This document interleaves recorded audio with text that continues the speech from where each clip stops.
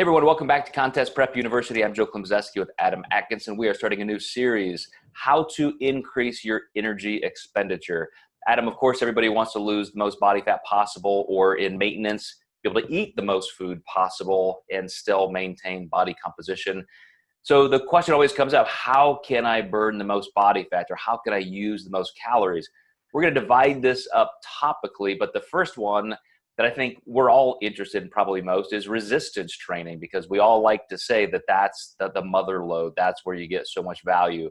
A lot of bodybuilders and competitors want to keep cardio to a minimum and kind of extol the virtues of training. And there's some good merit to that, because we know the more muscle tissue you use when training is what burns calories. So what can people really expect going from here's my basal metabolic rate to this is how much more I'm using with training? And then as a subsequent question, what are the different ways of training maybe to get more energy expenditure from that activity? Yeah, so training is so important. And exactly like you said, when you're using muscle tissue to create a calorie deficit, that's one of the best things you can do. Having more muscle is going to be more metabolic, and that's definitely a great benefit as well. So when we're looking at training, there's a lot of variables that can swing, our overall calorie balance. So when we look at training intensity, training time, training volume, all these things can equate up to a larger calorie balance. We'll probably want to circle back and kind of break all those down. But, just lifting more weight per session will equate to more volume, or even just adding a set per week could be another increase in volume. Now, this gets tricky when you're dieting, because strength isn't always going to be there. And I do find when you're dieting, you have to be really careful with recovery, of course. So I will say, when we talk about this, I do like to talk about training volume, higher intensity, more so in the off season than typically the in season.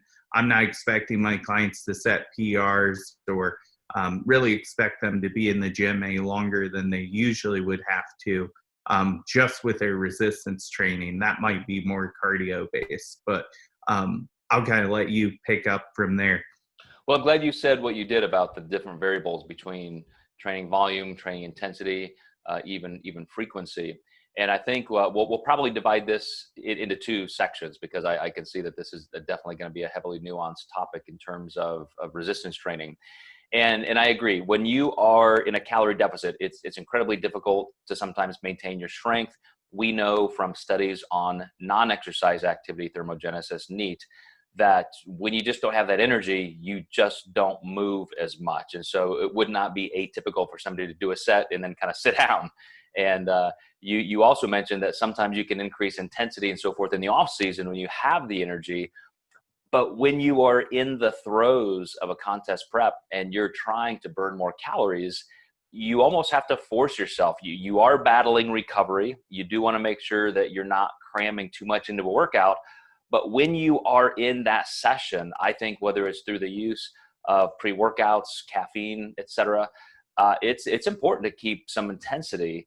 And so I also like to create some variables week to week or workout to workout in terms of intensity. So some sessions will be very much strength based, extra rest, really going for some increased strength and power. But even with that, I'll let you close with this. Just on the strength and power aspect, we'll save intensity for the next episode. Is there something you're pushing for metabolically? In other words, if my effort level is incredibly high, pushing for strength and power, am I still using as much energy? Am I still going to get the benefit of burning a lot of calories in that session? Yeah, absolutely. Because when you're pushing, maybe we're doing more sets per exercise, but that definitely is creating a large calorie deficit by doing that. So, yes. And I would agree. One of the things that we all know is if you do just a crushing deadlift workout or squat session, you know how sore you are for days and days, and you just feel systemically like you got hit by a truck. and that's indicative of some of that calorie usage. But it's not quite as comparable. There is an apples to oranges comparison that we will pick up next time.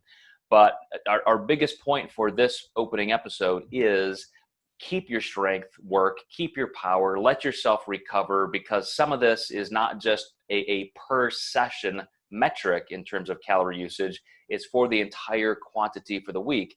And we're going to talk next time about mixing in the intensity and the frequency and the volume. So stay tuned, guys. We got a lot of great stuff coming up in this episode on increasing energy expenditure.